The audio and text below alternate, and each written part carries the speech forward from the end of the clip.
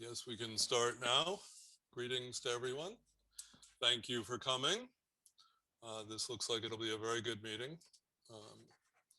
It's very nice to see so many people coming. I'm just going to be very brief on my introduction. We're just talking today about recent political events in Kyrgyzstan. We have a roundtable. We have 3 guests. So far, I'm not sure if our 3rd guest has made it. And we'll be talking about the what could be called a revolution and the election and the constitutional changes. And this is a huge topic, so people will have lots to say, I'm sure. I'll introduce each speaker individually. In the interest of time, we'll allow all 3 of them to speak in sequence, and then have a little discussion among themselves if they have questions for each other, and then open the space to questions from the audience. I ask that people put their questions in the chat function, so it's easier to consolidate them and ask them more quickly, so we have more time for responses from our speakers. And perhaps at the end, we can open it up to a more oral discussion if there seems to be an interest in that. But I want, at least at the beginning, for most of our time to be from the speakers. We have 3 speakers scheduled. As I said, I'm not sure Emil Jorayev is in here yet. I don't see him, but we have Oksana Ismailbekova and Asel Dolat-Keldieva. Dr. Dolat-Keldieva will be the first speaker. She's a senior lecturer at the OSCE Academy in Bishkek. She received her PhD in political science and international relations from the University of Exeter.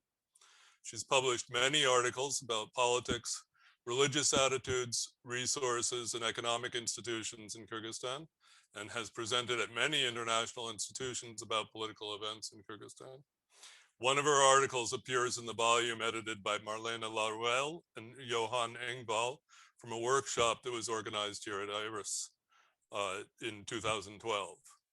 She's completing a book manuscript about social mobilizations in Kyrgyzstan's revolutionary cycles, in which she traces how protests evolved from collective struggles for power to spaces for shaping identity. Thank you, Asel. Over to you. I will mute myself.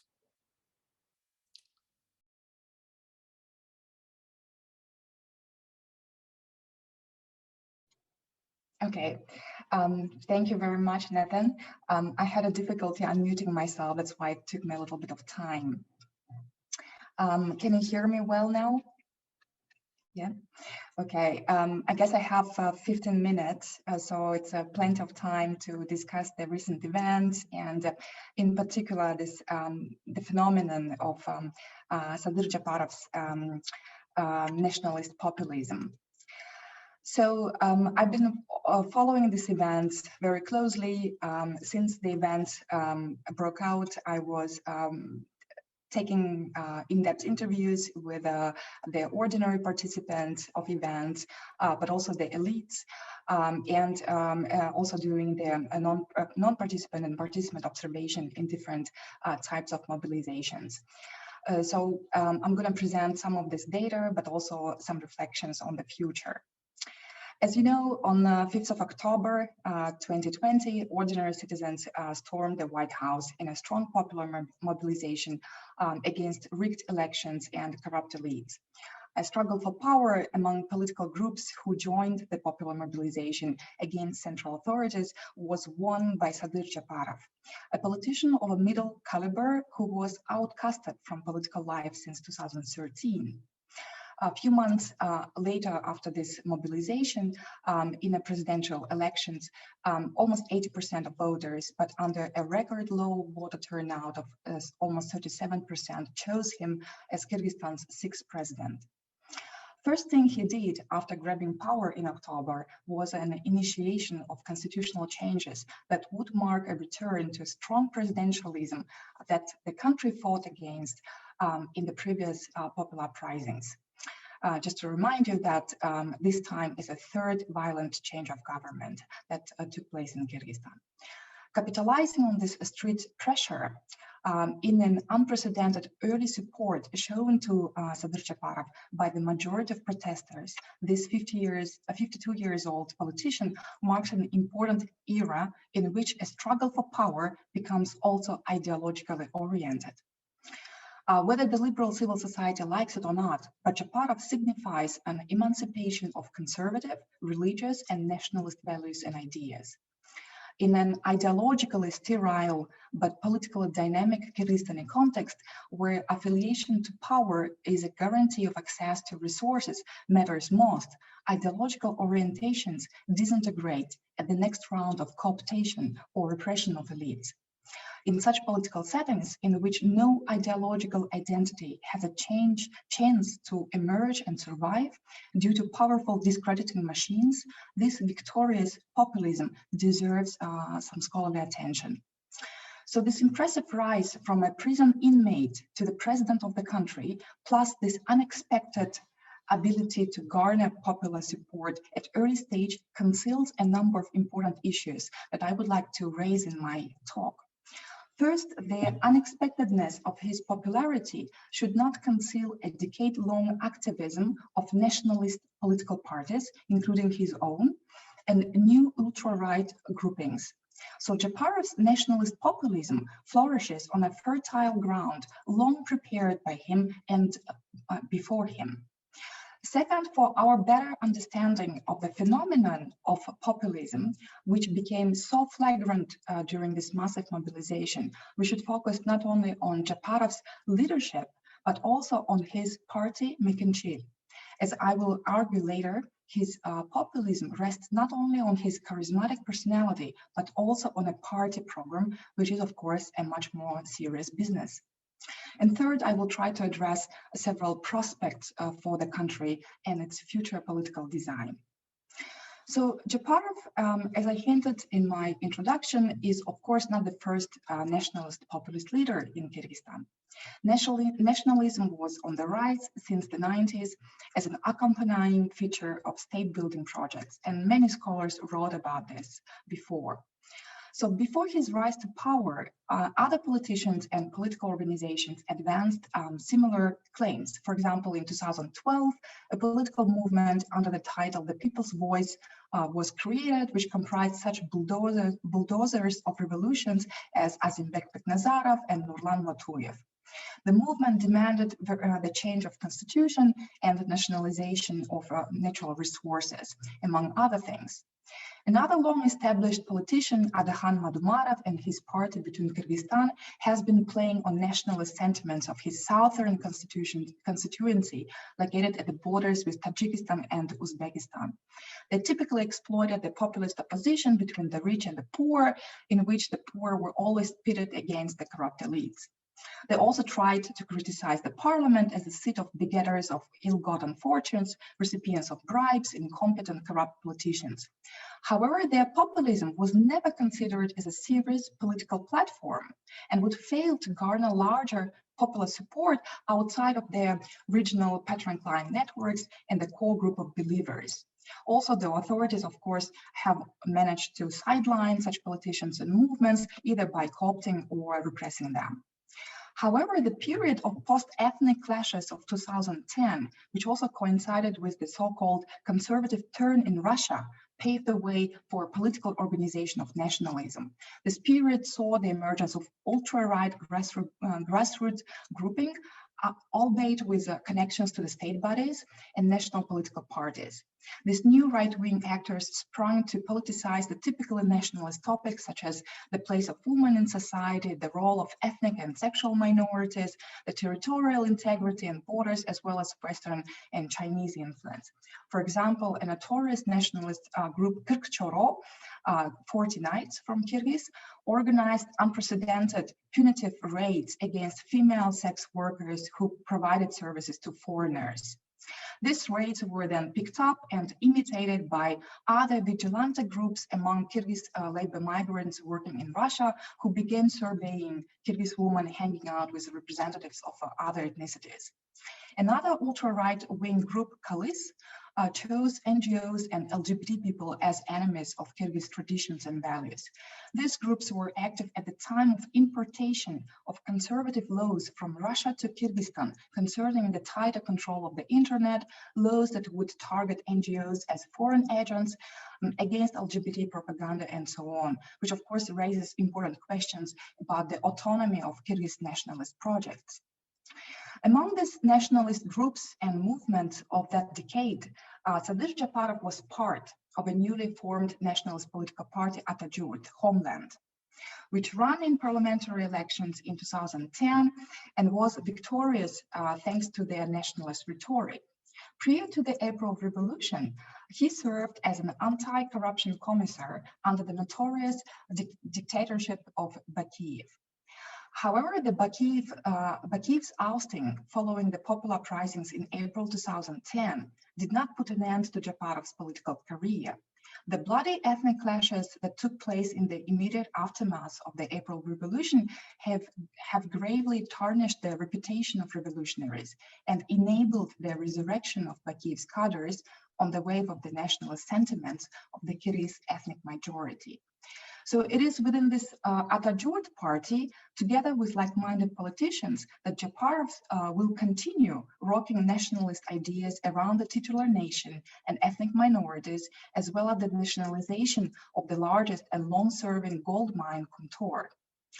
In 2012, members of this party even tried to take over power by mobilizing supporters and attacking the White House, where the president and the parliament sit.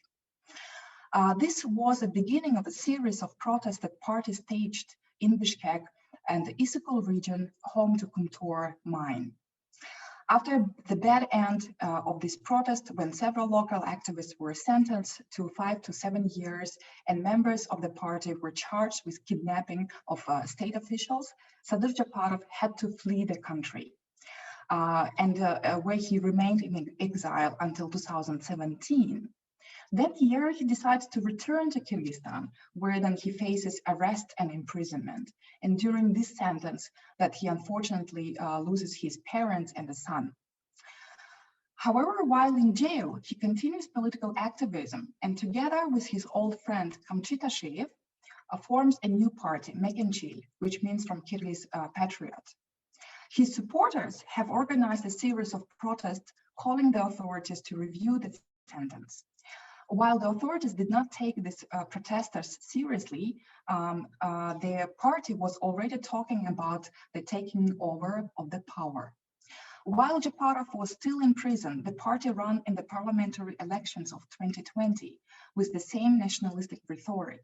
During the electoral campaign last summer, Tasheyev and his party used the traumatic ethnic clashes of 2010, Chinese migrants marrying Kyrgyz girls, and their national resources to make an appeal to nationalistic feelings. In the previous year, Tasheyev has been also traveling to areas affected by interethnic clashes in southern regions bordering with Tajikistan and Uzbekistan, and politicizing questions of sovereignty, language, and the perceived imperial status of the titular group. This decade-long continuous work traces back to the ethnic clashes of 2010, when Tasheyev was personally involved in preventing the spread of violence in his native ethnically mixed Jalabad. It bestowed him and the party with a reputation of real patriots and with a strong mandate in the parliamentary elections of that year. 10 years later, they continue capitalizing on people's insecurities related to territorial integrity against real or imagined enemies. So Japarov's meteoritic rise this time around should not overshadow his and his party's consistence with nationalistic agenda. Unlike many other politicians who have never committed to consistent programs, Japarov and his colleagues have been working systematically on their vision. Against the backdrop of institutional weakness of political organizations, such consistency really stands out. However, in summer 2020, the authorities did not take their party seriously, again, doubting its capacity to garner sufficient support to reach the 7% threshold in the absence of significant financial resources. That was a very serious failure to acknowledge the ideas, the importance of ideas, and not only money that matters in Kyrgyzstani politics.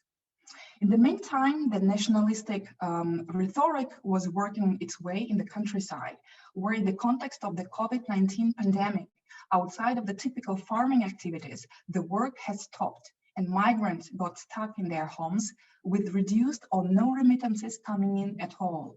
So when the party and other opposition parties did not make through the electoral threshold, people, the ordinary citizens, got really angry that so many parties of the power got into the parliament and the genuine, the people's parties were removed. And we know how then it ended for the president, Jeenbekov. In the remaining time, and I promised I stop there, maybe I'm talking already too much, I would like to think a little bit about how the several prospects of what such a populist leadership can mean for the country and for his own rule. So Japarov's stylized image of a heroic enemy of the establishment and a rough-hewn man of the people certainly places him in the same range of world's Ogre Galore. Despised by the cosmopolitan professional layer of Bishkek urbanites, pitted against a nationalistic mass of the dispossessed, Japarov capitalizes on this classical populist divide. But we need to better understand Japarov's social base.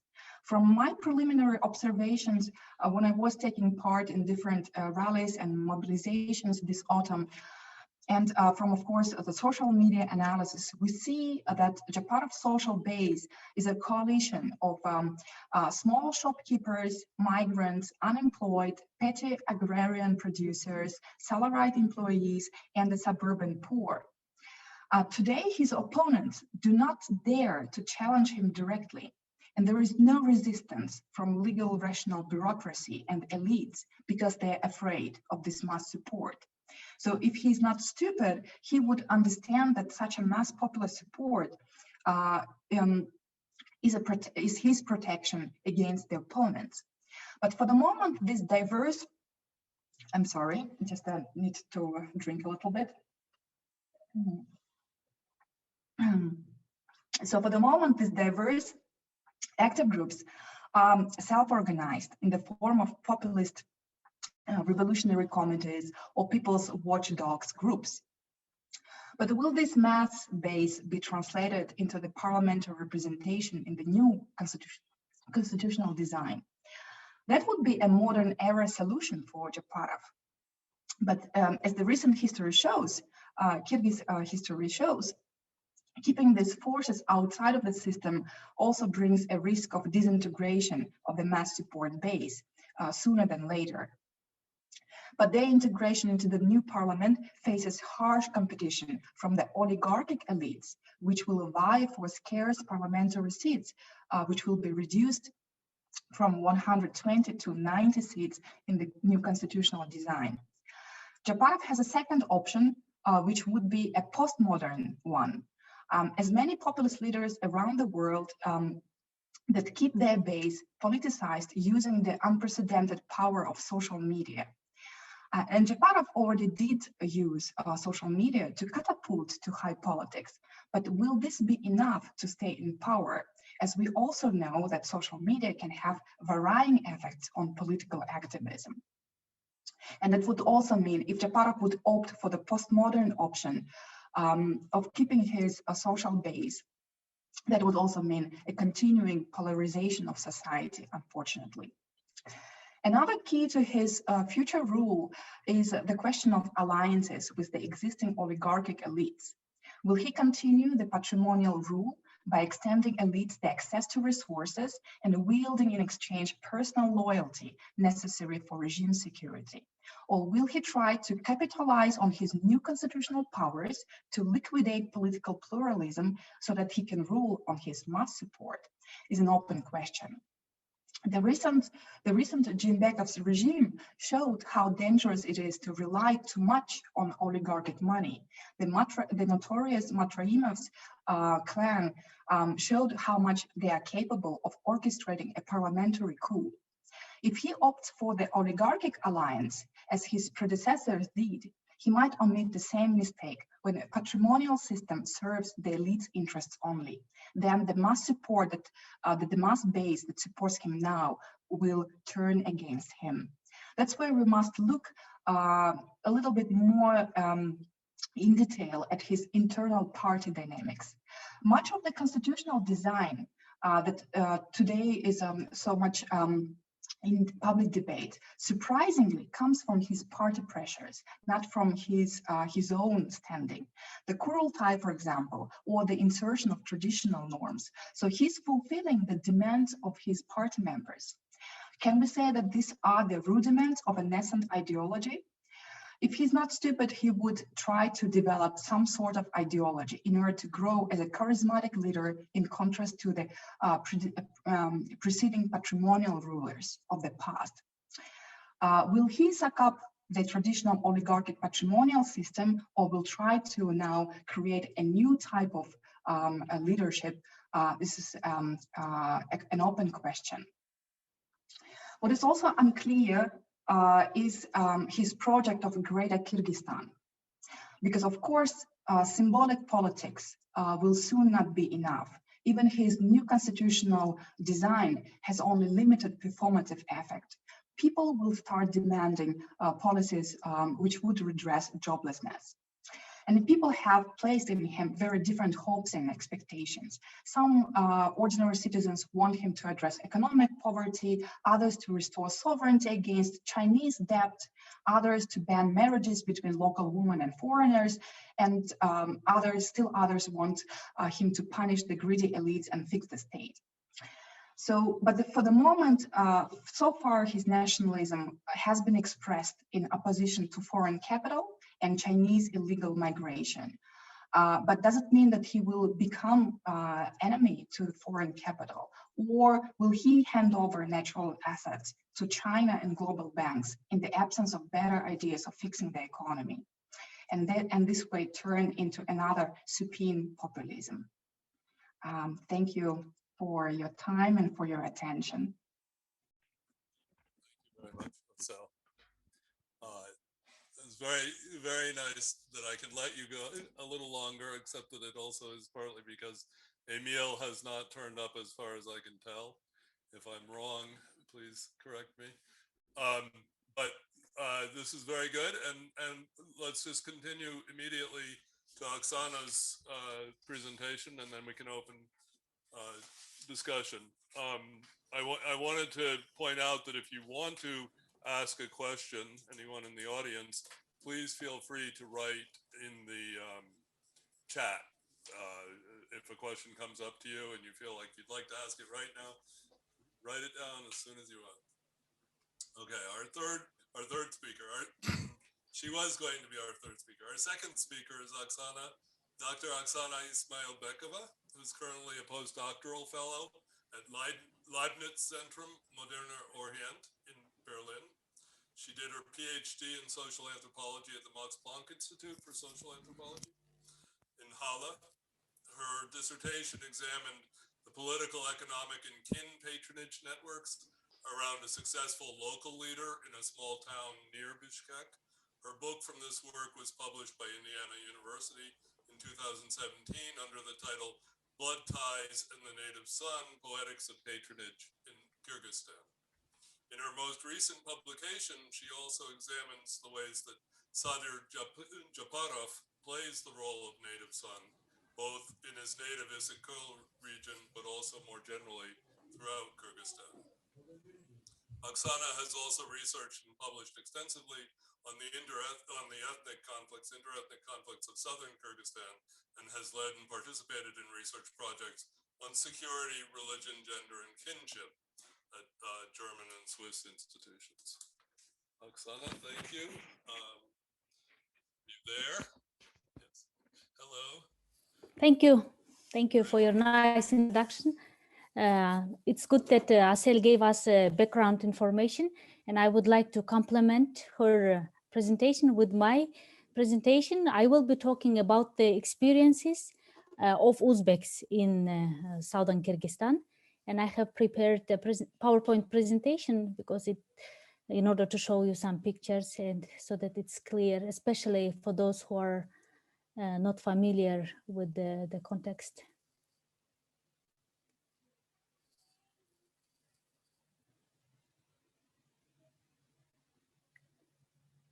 Do you see my presentation?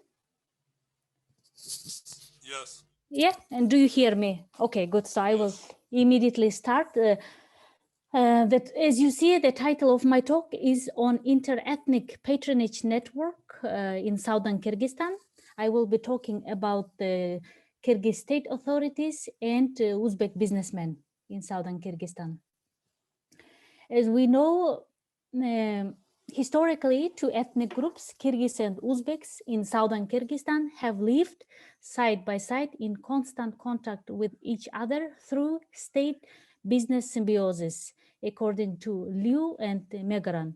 More specifically, Uzbeks have occupied a niche position in the middle of the economy, typically trading in the bazaar, working as shopkeepers, cafe owners, drivers, whereas the Kyrgyz traditionally have occupied local government structures, mainly law enforcement bodies.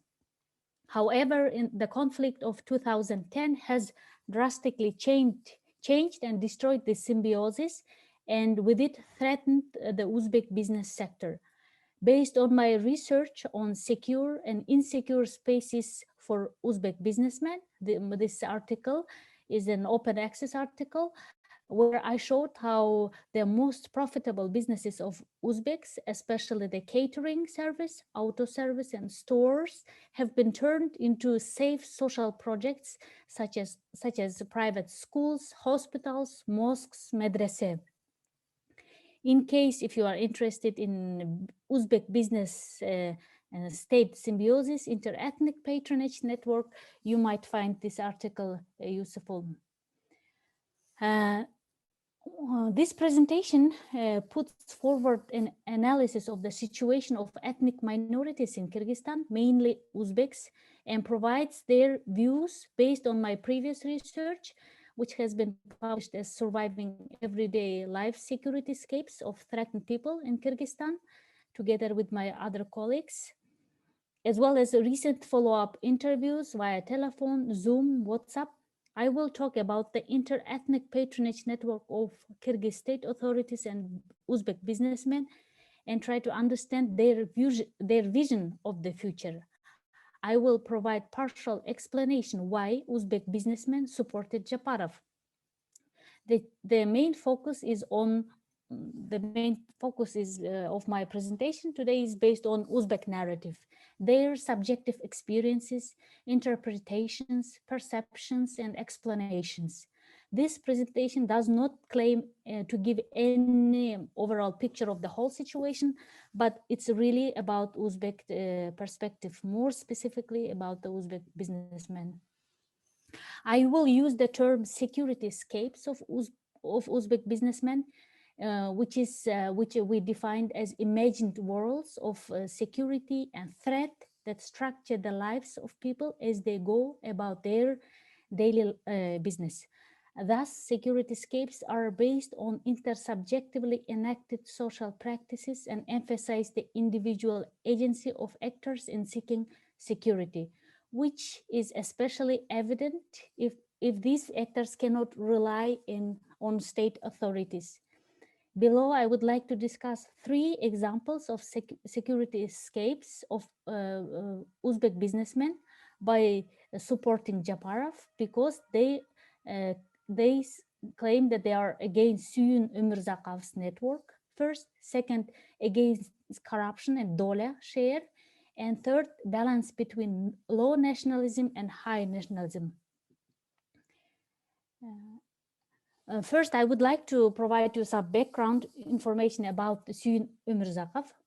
He is the police major general, first deputy minister of interior of Kyrgyzstan, the owner of several sport clubs in Osh, where local sportsmen train.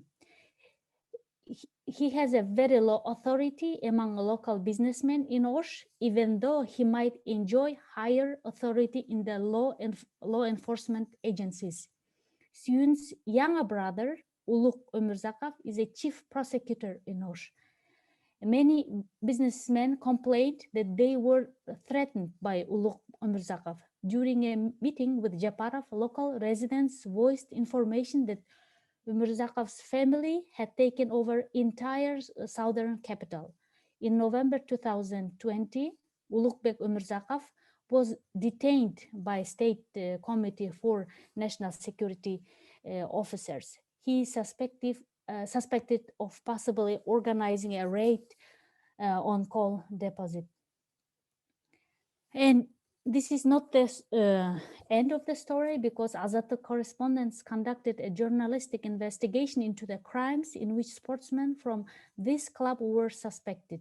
Muhammad Umar Sports Club is owned by Uluk Ömürzakov as well as his elder brother, where local businessmen complained that Ömürzakov's raiding activity in Osh together with this sportsmen have been happening all these years. So victim reported after the events, businessmen were threatened by Uluk Ömürzakovs and tried to force them to withdraw their statements. Even the criminal case was later opened against businessmen to silence them. Now I would like to provide you what my informants have told me. According to my informant one, I would call, Suyun Ömürzakov have been robbing businessmen all these years. I was threatened several times by sportsmen and militia. They wanted me to sell the restaurant in the center, which I refused. Sadyr Japarov has the courage, is not afraid of Ömürzakov. For example, Ömürzakov was imprisoned. It's acceptable if Sadyr is illiterate, even if he doesn't know Russian, even if he is a bandit. But he had really strong courage, the term dukh has been constantly in all of my interviews came. The entrepreneur simply needs stability. The criminals are arrested. There seems to be order here. And Ömürzakov's case again, according to my informants, Suyun Ömürzakov worked so hard during the presidential election. They would say in Kyrgyz as Butka Butu Tibey, supporting Japarov in order to show that he is so loyal to Japarov. And of course, the reason behind was, of course, to release his younger brother, Uluk Ömürzakov, under house arrest. Yet this family has compensated to the government 20 million som. And now I would like to pay attention to the second, searching for security, I would call as number 2, by supporting Japarov. For example, in southern Kyrgyzstan, both state authorities, mostly through the law enforcement bodies and organized criminal groups, specifically target Uzbek businesses. The owner of several cafes, Akbar, supported and voted for Japarov because Japarov said he would fight against corruption. Especially, he said he would eliminate the system of dola. Shares of business profits are given to state authorities as well as to criminals.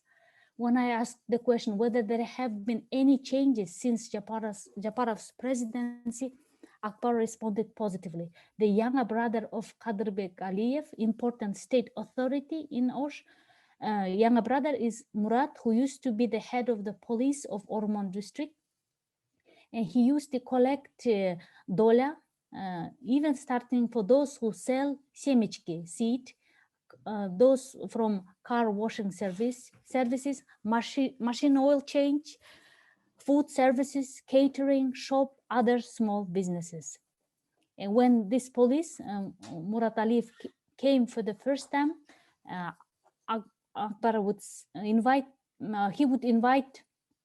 Akbar and other businessmen and ask them doля. And then he would openly say that they should congratulate him with his new job, new position. So in the end, Akbar gave him 2,000 som, saying that he had only this amount of money, and every businessman should leave their telephone numbers with him, and depending on the need, this police would then the businessman would be called by this police. For example, sometimes this police, Murat, would always ask for two kilos of meat. Once a month, he would order ash plov for his 5-6 friends without paying anything. And there were many other such kind of officers who would order the cafe owners to prepare some food, ash, and damdama for them. He not only used to threaten local businessmen, but even those Uzbek state officials by saying that, I heard you won the tender, where is my share, doля? Fortunately, with the help of Japarov, this person has been fired. The current new one seems to be a good policeman, Taza Palayken. And now I would like to move to another type of doля that Uzbek businessmen give. Is to Kucho Baldar. This is street boys criminal networks. The Uzbek businessmen also provide doля for the street boys and criminal networks, and collect gref, the remittances or package sent to prisoners, for the prisoners, especially for bratva, criminal leaders. Businessmen donate a small amount of money for food, cigarettes, soaps to the prisoners.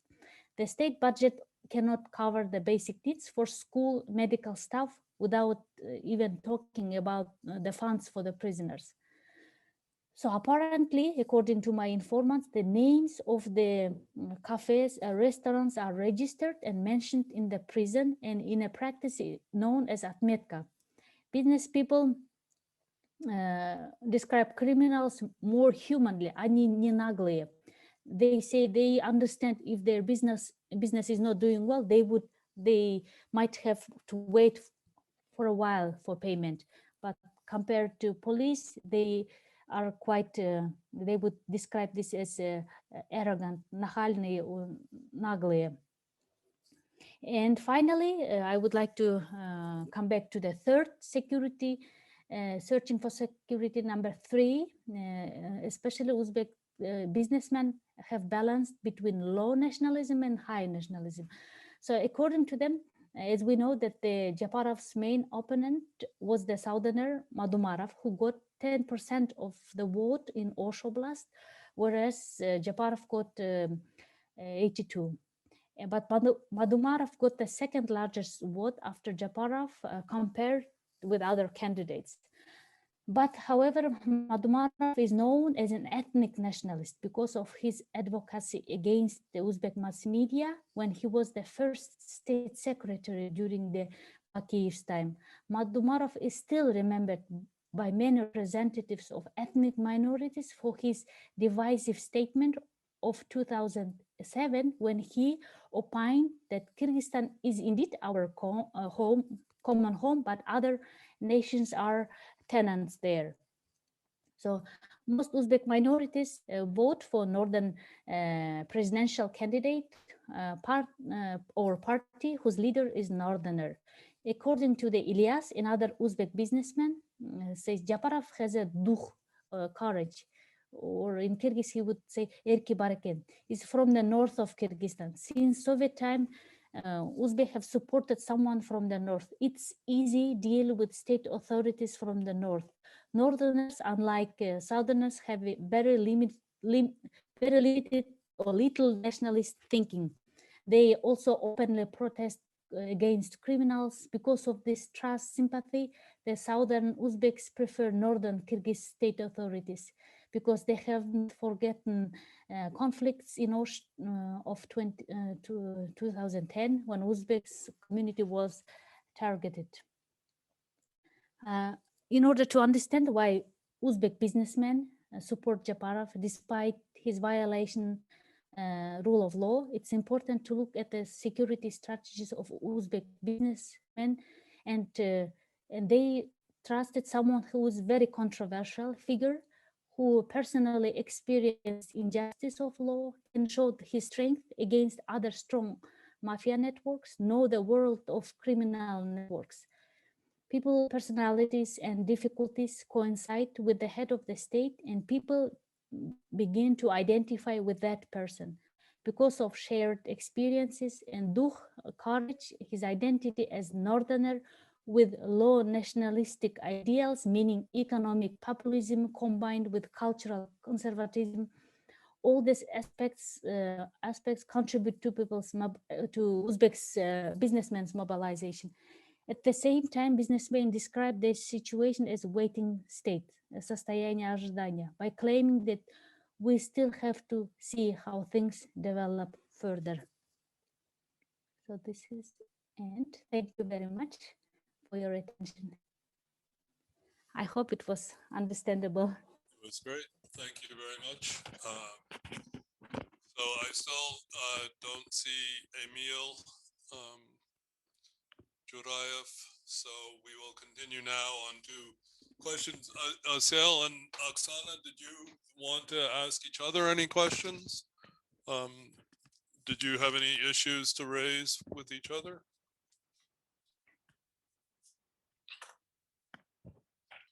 I can't see it. I wanted to ask a question to Asel. I wanted to ask about the what kind of young activists are emerging in these situations in order to promote this parliamentarism, if not maybe in the future. So mostly about question is about young activists. What kind of activist group exists? What are they doing? What are their future prospects?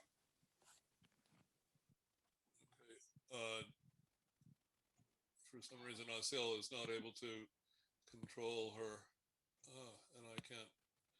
My computer won't let me highlight her. Oh my God, who's going? Anyway, yeah, it looks like she's still as a guest. Yeah. So you can talk. Let me see if I can show you. Yes, I have some slight connection problems. Oksana, could you please repeat once again? I'm sorry, but just... Do you hear me now? Asel? Yeah, my muting problem. I don't know why it disappears. Yep, go ahead. Okay, good. So I wanted to ask about the young activist. What kind of activist group exists now at the moment, especially in promoting ideas of pluralism and parliamentarism? So this would be, I would be interested in knowing more about these young activist groups in Bishkek. Okay. Nathan, do we collect other questions or I just take one by one?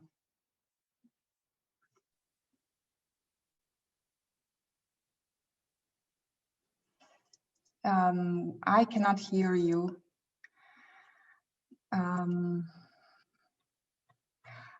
Do others have the same problem? I cannot hear anything. I also don't hear Nathan.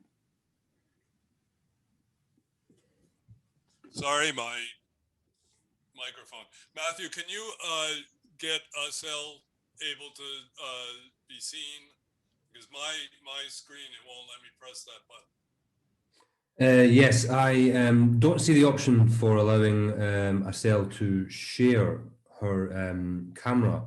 She appears to be right now a non-video participant. I don't know why. Yeah, when I try to... here. Okay. Good. Thank you. The miracle. And I guess people can hear me too. I'll take credit for that miracle somehow. But anyway, you can continue to respond then. Yeah, sorry about that.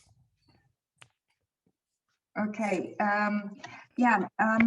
A good question, Oksana. I was myself interested in this semi-silence of the authoritarian opponents, because somehow the majority of elites have accepted Japarov's coming to power and his ideas to strengthen the strong presidentialism. I was expecting that there would be much more resistance, either from the pro-democratic opponents and the activist groups. But we have seen some of this resistance somewhere in late autumn and in the beginning of winter, but not any longer. And from what I gather with my interviews with elites and state bureaucrats is that everybody is in the wait and see position. I was just twittering that today, that basically adopting a very passive posture when they want to see how Japarov will fail. They want to give him time to prove himself and probably most likely to fail, because the volume of the problems that the country is facing is so huge that no one person can deal with that. And they want just to give him time and see what happens next. So that's why I think that's what probably explains why there is no much anymore open resistance to Japarov. Which is, of course, an awkward posture, because I think what really Democrats should do in this situation is, like Japarov, offer their own political vision, how the country should go ahead with the current crisis, and to offer an alternative vision next to the Japarov's vision, how the country should get out from the crisis, and which they're not doing, which is, of course, very stupid, because then every time they will be surprised how come somebody like Japarov steals the power from their noses, right? So I don't know if that answers your question, Oksana. Thank you. Thank you. Do you have anything you want to ask Asil? I'm sorry? Do you want to ask Oksana anything, yeah, maybe later. Okay. All right. I just want to repeat, maybe quite a few people came in after I started, so I want to take questions only through chat, because it's, as you can see, very difficult to switch on and off and find who wants to talk and so on. So if that's okay with everyone, and as the moderator, I guess I have to say it is. No. So the first question is from Javid Akhmetov, and it's a rather broad one, so I will, if you want to answer, feel free. What lessons should other post-Soviet countries learn from Kyrgyzstan? What what aspects should they follow Kyrgyzstan in, and what mistakes can they avoid? Mm. And I'll leave it to either of you. Okay, maybe I could start answering this question from a political science perspective. So Kyrgyzstan shows, of course, a couple of critical lessons to other post-Soviet countries. The first is this authoritarian legacy. Authoritarian works by sterilizing ideological orientations of their opponents. And this way, of course, precluding any chance for the formation of political parties outside of the traditional patron-client relationships. And that's why some of the scholars mistakenly take it as a cultural trait of Central Asian societies, that the constituencies and their leaders can only establish that kind of relationships, which is, I think, overlooks the institutional obstacles to party formation. So in the absence of the ideological orientations that could actually orient the constituencies to choose different policies and to choose different leaders, we have a crisis of leadership. And that was really flagrant in this October event. Because when the ordinary citizens began challenging central authorities for the rigged elections and corruption, nobody, any alternative leader could stand up and capitalize on this popular mobilization outside of populist Sadyr Japarov. And we saw how the other so-called liberal opposition leaders were completely marginalized in this struggle for power. And we could see that, one conclusion that one can draw from this, that the 10 years of experimenting with the emergent party system in Kyrgyzstan did not lead to the formation of new leaders, which is of course a paradox, because a party system should be leading to the creation of young or new leaders. So that's what I think is looming ahead for those Central Asian and authoritarian states, societies, and what maybe outside of Central Asia too. With the end of authoritarianism, one crisis is a crisis of leadership, the second of representative government.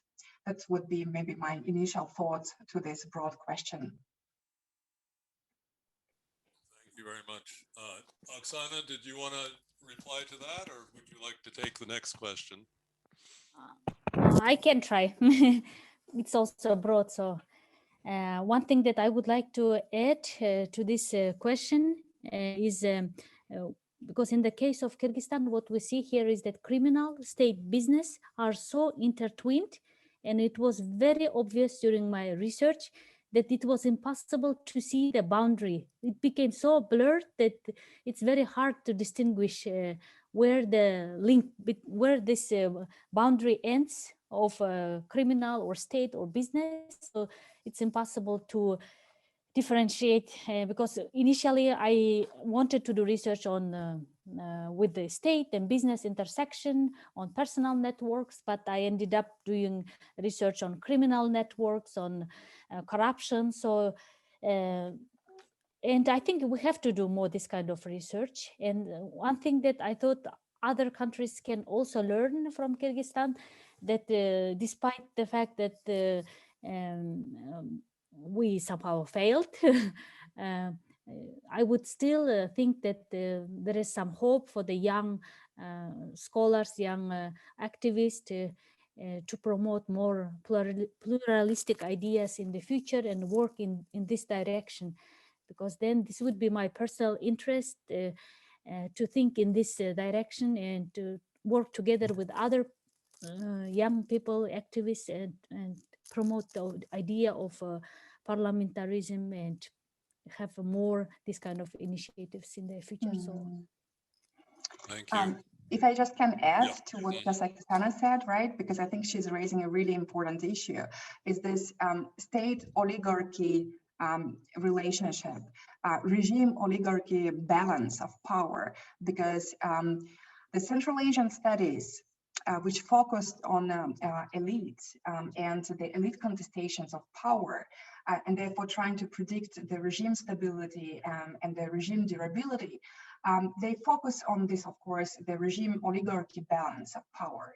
But then I think the theories so far developed outside of Kyrgyzstan showed that how actually our understanding of these relationships is really limited, because the way the current theories approach this balance of power is that they kind of approach the oligarchy as an addition to the regime, as an outside force, which then rocks and threatens democracy or democratization, without really actually understanding that the realities on the ground are actually very different, that the oligarchy and the regimes are really so like that it is sometimes impossible to differentiate and therefore to predict where the balance of power are going to shift, and therefore to predict the regime stability, as it was the case in October for President Jeenbekov.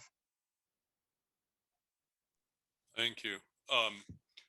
Okay, so the next question is from Gulzat Bayalieva, and it's also about businessmen in the south asking Japarov to protect them from Omur-Razakov pressure. Okay, so I'm sorry. No, that's more general. That's not just Uzbek businessmen. And then how is this different with regard to the Uzbek businessmen? Is the Admetka place-based rather than Uzbek-based? That's a sort of a detailed question, but I'm sure you can see what she's getting at.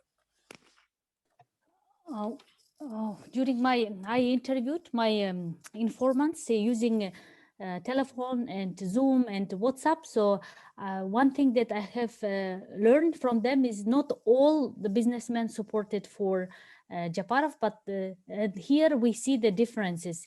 And it's very related to your question, especially some of the business, it depends who the Uzbek businessmen voted for Japarov, especially the ones who are very successful, who depend on the support of Japarov, and because they have experienced personal suffering from Umurzakov's family. But there are middle-sized businessmen from rural areas of southern Kyrgyzstan. They prefer to vote for Babur Tulbayev, because by saying that he has great ideas on developing business, he supports many businesses, so it was kind of their own vision of how they wanted to see their future.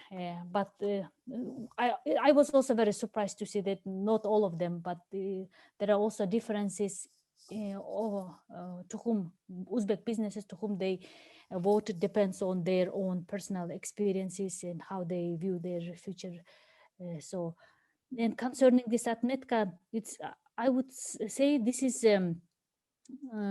it's not only Uzbek businessmen experience this, but also other businessmen. And we have seen from Azatlık media that there were only Kyrgyz businessmen that suffered from Umurzakov's family, and there was no single Uzbek businessman that expressed their dissatisfaction with this family, because it's dangerous for them.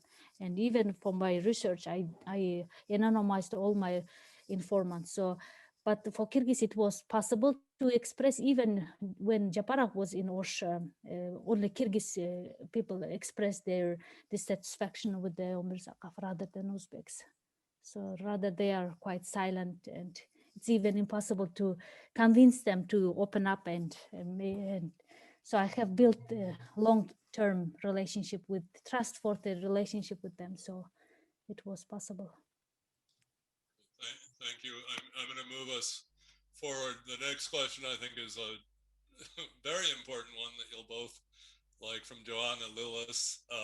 How genuine is Japarov's fight against organized crime, and how much of it is for show to please people in the international community? That would be the most pressing one, I would say. Go ahead, Asil. If you want. So we just were talking, I mean, we just were telling with Oksana that how state organized crime and the business networks are so intertwined. Therefore, any illustration or any fight against corruption and organized crime are difficult in the Kyrgyzstani context, because that would touch the regime security itself or the elites themselves. And Japarov cannot just kind of liquidate them all, because that would mean stuffing the prisons with a lot of dangerous people. And as he himself rises to power from the prison cell, he understands that actually putting so many people in prison can turn upside down just against himself. So, and a lot of local commentators in Kyrgyzstan believe that this is a show, a smoke screen to basically satisfy the bloodlust of ordinary people, because ordinary people are so angry and so indignated with elite corruption that they really demand a punitive move currently. And Japarov and his friend Tasheev, as a head of the security services, are satisfying this bloodlust. So I would tend to say that this is more of a smoke screen on the one hand, but also probably getting advantage of the people's anger is to also eliminate a couple of their own enemies from the radars. I will just complement to Asel's response. I just want to give one example. probably you have all read. There was, we know Aysunlu Tınıbekova, this world wrestling champion, and she has recently admitted in the social media recently that she has been receiving car from the criminal authority, Kamchi Kolbayev, that apparently she said that my brother Kamchi Kolbayev has been supporting me all these years when the state was not unable to even sometimes congratulate or help when she had difficulties. So this shows that it's not even a secret, rather very open phenomena, I would say. Thank you. Another question, will Japarov keep up his current brand of populism? And how likely is it that he will start scapegoating critics, members of civil society, other politicians, to distract from his own performance? It was for us, but both of you. Sorry, cannot see the question. Yeah, it's right after. Oh, right. Yeah. It's also Joanna Lewis. Because he starts scapegoating critics. Well, that's what I also was telling on a different event at Carnegie. I think that my fear is that because the volume of the crisis in the country, the economic and the political crisis, is such that Japarov won't be able to address all these issues at once within such a short period of time, and especially having no money in the budget. And as our own history in Kyrgyzstan has shown, and as the world practice also shows, that in those times when it's impossible to address those societal demands, their attention might be shifted towards other scapegoats. And in the Kyrgyzstan's context, that's been traditionally been the ethnic minorities, and recently also the sexual minorities and women. So and sometimes racism and nationalism work is that they, as I already said, they shift its attention towards the other, and this way to alleviate some of the pressures on the central authorities. So my worst fear is that Japarov's populism might end up in not being able to control those masses, and that there might be some spillovers of violence against those others who will be considered as the scapegoats for Kyrgyzstan's problems. But I'm very much hopeful that this is just my fears, and that's not going to take place. Okay, and for Oksana, how would you compare the strategies Japarov used to gain the Uzbek support and the strategies the interim government used in 2010? As we have seen already, that this political culture in southern Kyrgyzstan is different, more authoritarian than in the north, and we also see that the northerners are more or less tolerant, especially for ethnic minorities, and this has been shown, especially in the case of Japarov, that he knew which people have been making life difficult for businessmen, so he selectively removed these people for a while. But I'm not sure whether this would be the final decision. Maybe they would come back, but at least now they have been removed from their positions. But one thing that I would like to say is what's also interesting in the case of southern Kyrgyzstan is that all the important leaders, they immediately start having the sport clubs, especially apparently in southern Kyrgyzstan, this Kursan Asanov has his own sport club, Bayaman Erkinbayev, Suyun Ömürzakov, they have their own sport clubs, Melis Mirzakmatov have their own club. And when I asked my informants why they are so obsessed with this idea of having these sport clubs, they said this is quite good in mobilizing people, especially they can even use sometimes threat, and they are very strong young men. They can immediately can be used for the political's different needs. And for example, apparently in 2010, Mirzakmatov used quite successfully his sportsmen, especially in keeping his position in the power during that time. So this is quite important for state authorities to have each sport clubs. Okay. Next question to both of you. How do you see the upcoming parliamentary elections? Do you think the next parliament will be dominated by Japarov's party? And I would ask, just add in, how much power will the parliament have at all at that point? Yeah. So according to Japarov's preliminary ideas, the parliament would be very much reduced in scope and both also powers. What we know so far is that the number of deputies would be reduced from 120 to 90. And also it's going to be a mixed system in comparison to the proportional system that we had. So partly the parliament will be composed of the individual deputies, and the other part will be composed of the political parties, which of course will lead to the weakening of political parties even further without giving them a chance to institutionalize. But on the other hand, it would give a chance to those politicians who have their strong mandates in the local fiefdoms to continue to keep up their political careers, even through Japarov's time, to muddle through, as I heard from already a couple of politicians. So in that regard, maybe they view this system as not that bad, since they did not manage to create and institutionalize strong parties. At least their mixed system will allow them to survive as individual deputies. It is really unclear for me how Japarov is going to proceed now with crafting the new parliament and therefore crafting the elections. As we know, elections are very often influenced by their strong presidencies.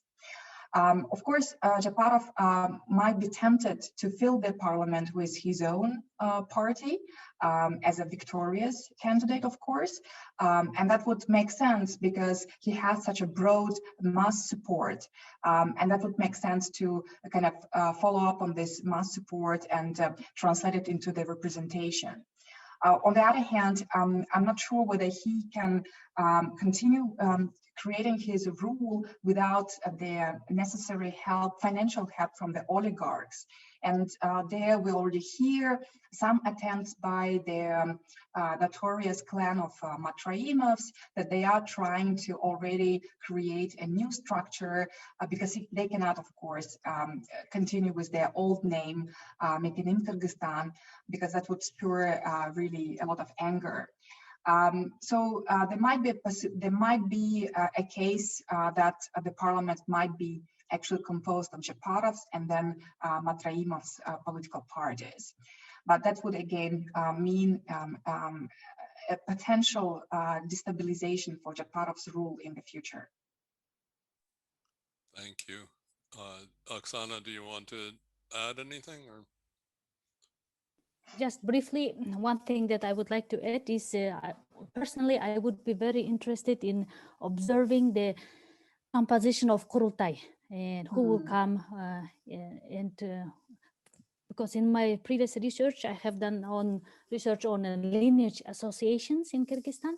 And it was very interesting that already at that time in 2018, people were really concerned, they were quite enthusiastic that it would be nice if parliament, if Kurultai would be part of the state structure in the future. And these people were the leaders of lineage associations during that time. And I will just keep observing whether they will come as leaders to this, to Kurultai, and then see how things develop. But we will keep observing. That would be very interesting. I have a question that was a direct message to me, so I don't think it's on all your chats. It's from Leo Granberga. My question is whether there is some structural changes that might cut corruption, such as higher salaries for policemen, to make them less dependent on extra income or education efforts. And I would just add, or have there been experiments that have been at all successful in any regions?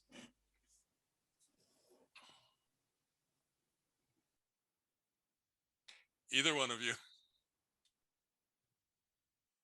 Maybe Oksana, you want to start this time? I have to think on this. Not to my knowledge. I mean, of course, the origin of this corruption in state bodies is a very low salaries. And all the oligarchs have been capitalizing on this issue to basically hijack the state and to use the state for their own private interests, and also then this way rock the regime stability. But in the current conditions where it's really unprecedented economic fallout, I don't see how Japarov could find money to to rise the salaries for teachers and the policemen. I don't think this is happening in the near future.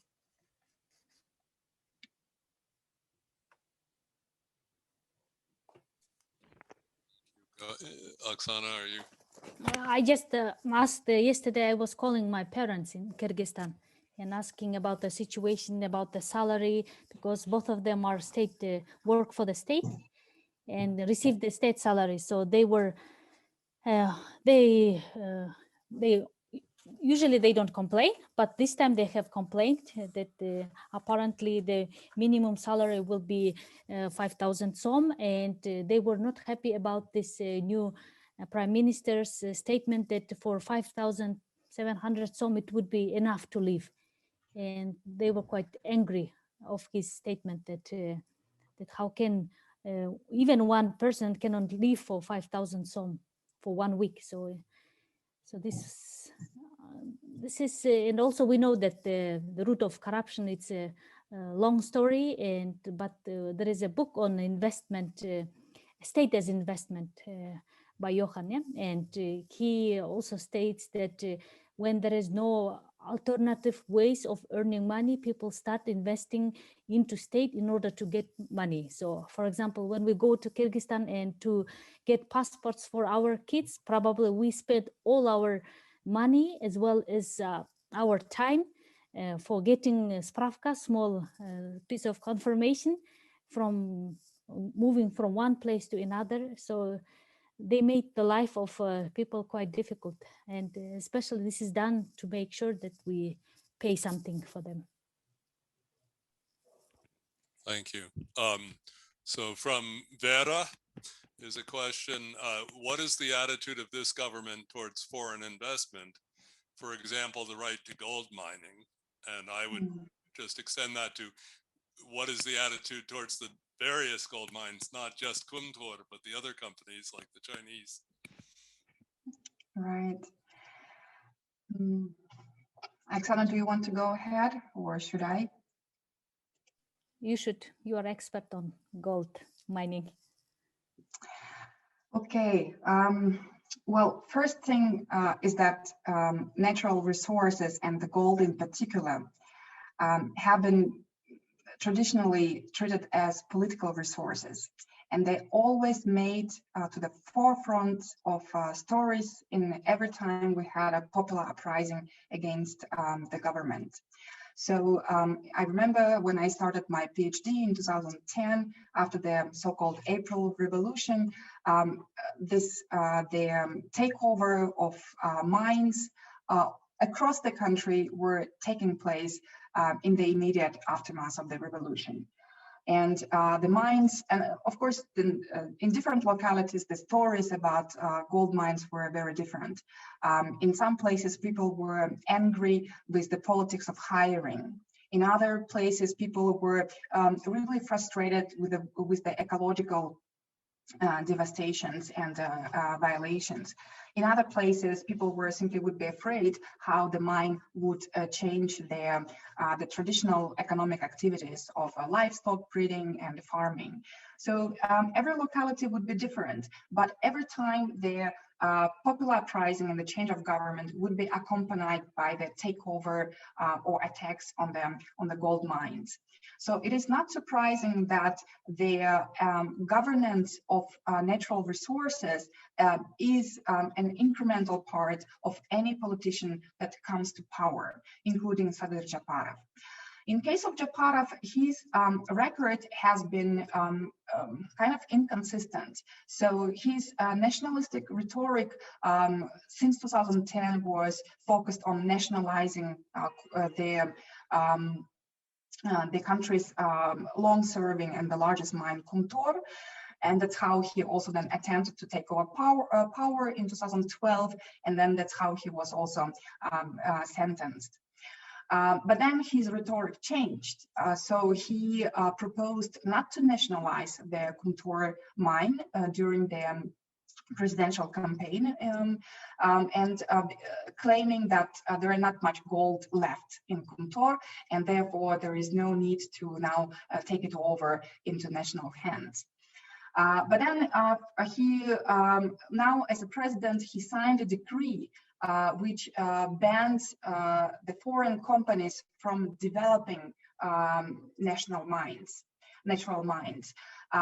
That probably would stand for the new mines, not the old mines, which are already developed by the foreign companies. But also he's proposing other measures, for example, the creation of a special state body, which would deal with natural resources under his direct presidency. So we still need to see how his resource governance will develop. Some say that this is just superficial and populist claims, because without Chinese money, we won't be able to receive a grant, which would then allow us to cover the debt and move on with the crisis. So also what strikes me with Japarov and the people who surround him is the lack of ideas how to get out from this crisis. From my interviews with elites, I was really struck and shocked that a lot of people who surround Japarov have very basic ideas. For example, they say, oh, it's so easy to fix the Kyrgyz economy. We just need to sell one of the mines to an investor and get the money. So this is how these people kind of think of how to develop the economy. And if this is the case, I wouldn't be surprised that the resource nationalism, Japarov's resource nationalism stops short there, and that he would be open to sell out the natural resources to global banks and the Chinese firms. Thank you. Oksana, did you have any comments on that? No, I will just respond to the second question. Which is talk more about the phenomenon of yes. continuous Uzbek support. Yeah, I can. One thing that's important to know in the case of Japarov, I think Japarov one should write definitely one PhD dissertation on Japarov, because he's such an interesting phenomenon. One can analyze from different perspectives. But as an anthropologist, what I have immediately noticed that he wears different hats at the same time, depending where he travels. For example, when he went to southern Kyrgyzstan, he would always wear the hat of Razakov, Soviet state official. Whenever he goes to own village or Isikul, he becomes local son or native son, Özbala.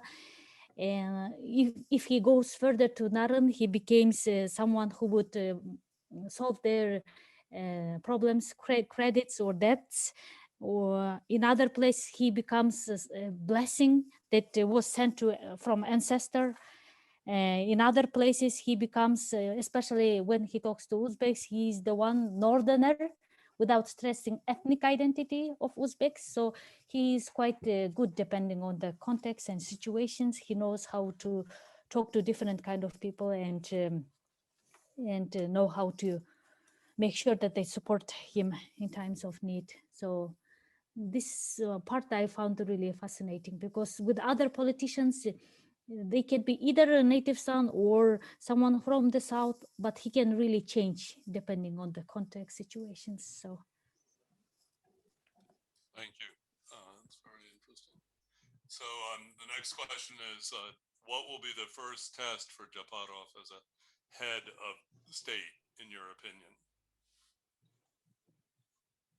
From my own research, by interviewing Uzbeks, I can say a few things. That first thing, Uzbeks will keep looking whether the situation of Ömürzakovs, whether Doля would, businessmen would continue giving Doля to state authorities, because each group or even each person who voted for this, they have their own expectation from him. And Asela has told us today that different groups have their own vision. And so in the case of Uzbeks, I can say they will carefully observe whether the state law enforcement bodies will keep coming to them or not. But so far they have said that so far they haven't received any expectation to provide Doля for them, but they will see how things develop.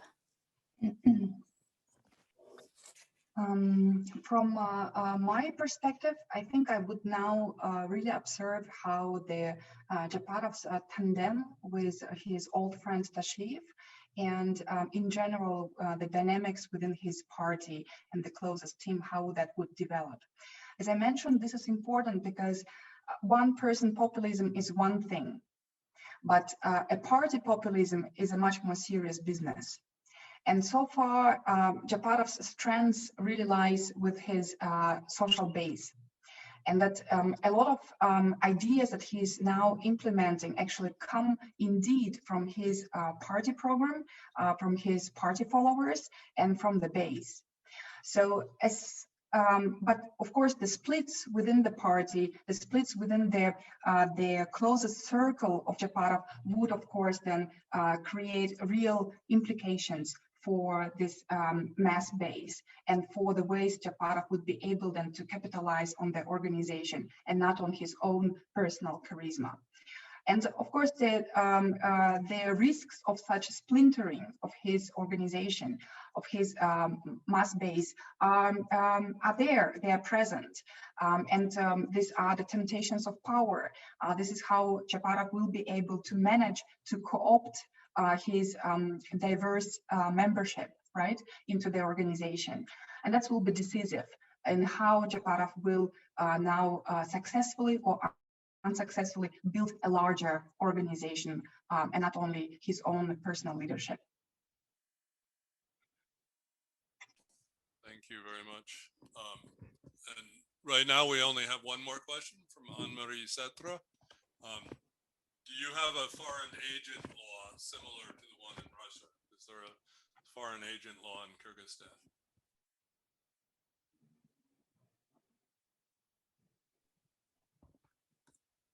I know on the street that everybody suspects me of being a CIA agent or fed by Soros, but I'm not sure if there's a law about it. Well, certainly such a law, such a project traveled from Russia to Kyrgyzstan. I think that was back to 2013, 2014, when actually this conservative turn in Russia began with the famous Putin speech. And such conservative laws have been traveling to Kyrgyzstan and have been widely discussed in the parliament. Unfortunately, my memory really betrays me. I'm not sure anymore whether it was adopted or not, but it was certainly politicized and debated in the parliament. And these ultra-right groups like Kalis and Kyrgyzstan, they were using these laws to basically promote the conservative views and claiming that NGOs are foreign agents and are dangerous to traditional values. But I don't want to speculate. I'm not sure whether this law was adopted. Azamat says that it was not adopted. Yeah. The other way of discussing things.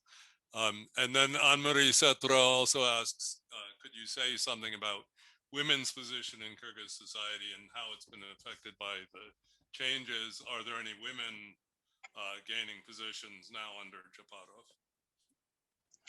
Well, Oksana is the specialist of women's position. Maybe this time you can begin. One thing I remember, Clara Soronkulova, when she was telling one of her interviews, she said, I was so surprised that even women were against her by saying you should sit at home instead of campaigning, competing with other men, and try to be a just nice housewife or wife of your wife and grandmother. And this is quite puzzling because on the one hand, we see how women themselves maintain patriarchy in Kyrgyz societies, because on the one hand, they always complain that there is a patriarchy and they cannot find a good job because of patriarchal structure, yet at the same time, they are themselves who maintain patriarchal system. So this is quite a puzzling phenomenon in Kyrgyzstan with Kyrgyz women. And even with my last research, when I was doing research on women role in peace building projects, they played quite a passive role in peace building projects by empowering men, so that empowering especially aksakals and other leaders to make sure that they would be heard, not the women themselves. So here, based on my own research, I can say that the position of women in Kyrgyz society, even the powerful women, sometimes they are the ones who can be against other powerful women and make sure that they maintain this and support this patriarchal structure. Maybe Asiel will not agree with me. Of course, I agree. I just wanted to add a very little anecdote. So when I was participating in the pro-Japarov rallies back in October, I noticed that, of course, Japarov support does not come only from men. They are predominantly young men, but also a lot of women among them who were supporting back then Japarov. And I think this really shows such a crisis of on one hand of masculinity, and on the other hand, Japarov became really the father for all of them, for the dispossessed, for all those migrants who went abroad to work, for all those women who left single waiting for their husbands to return, for all those orphans whose parents are in migration in Russia. Japarov became really this very strong father figurehead, which was really appealing to across the genders. So something that really is striking and also important to understand about his social base. We have another question by Guzat. How do you assess the internal fractions or relationships between Japarov and Tashiyev's party, Mekenchil and Chongkazat?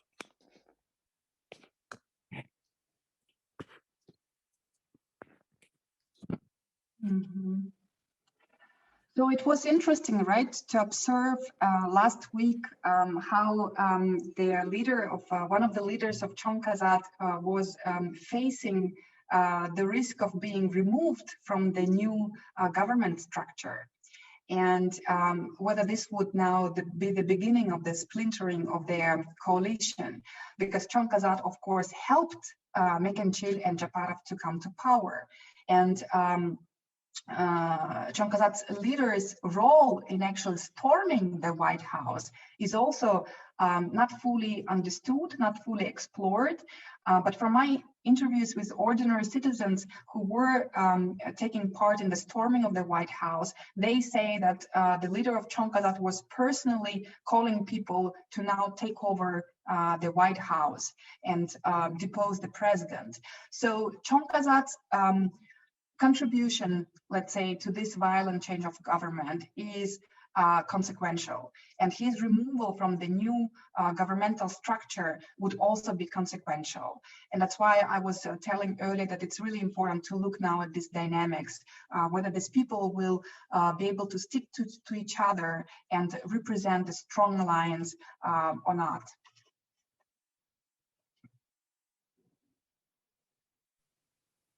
One thing that I would just add, I am in the Chongazat's WhatsApp group, and even this WhatsApp group has been divided into 2 subgroups. So there is definitely internal division going on there. And does Japarov sort of have the strength to pull people together regardless of this, or is he always going to be sort of somewhat vulnerable to splinter groups that might become more powerful than he expects or wishes? Well, as our popular uprisings in the past shown that their bringing down of authoritarian regimes were always done by the coalition of leaders, opposition leaders. It was never a fruit of one person, of one party, right? And this time is the same. So this change of government was produced by several opposition parties.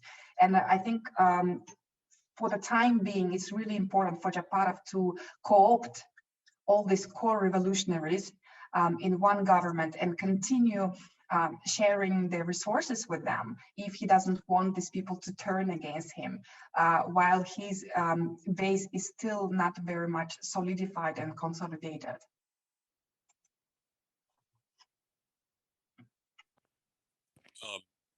I don't see any more questions. If people wanted, we could open it to oral chat, but I'm not going to be able to control it very well. So it's up to everybody. And Asel, you need to go? Yeah, it's really Okay. time to put my child to Yes, bed, it's very unfortunately. late. So maybe we should not try to go too much longer. So if anybody has a desperate question, otherwise we will come to an end. Thank you very much. It was a very provoking and interesting and insightful. And although I'd been looking through the news as much as I could, almost everything you said was something I hadn't noticed. I mean, you have many other points, other background issues that haven't been covered very well at all in the news media, whether published inside Kyrgyzstan or outside. At least, I mean, obviously I didn't read everything, but the things I've seen have emphasized a few much more superficial issues. So I think it's a very interesting, set of questions that you raise and so on. And I look forward to both of you publishing and talking much more about this, because I think it's really getting at a lot of important issues. Thank you very much. Yeah, and thank you for organizing this possibility to talk about Kyrgyzstan events. Thanks for giving this floor to share with reflections and thoughts. Thank you. Thank you. Have a nice day. For those who are in Europe, for those who are in Kyrgyzstan, have a good night. Yes. Thank you all for being such a great audience and coming and joining and sharing questions and so on. And yes, have a good night, and hope everybody's safe and healthy and warm. I guess we all have a bit of a cold snap. Thank you. Goodbye. Thank you. Bye-bye. Bye.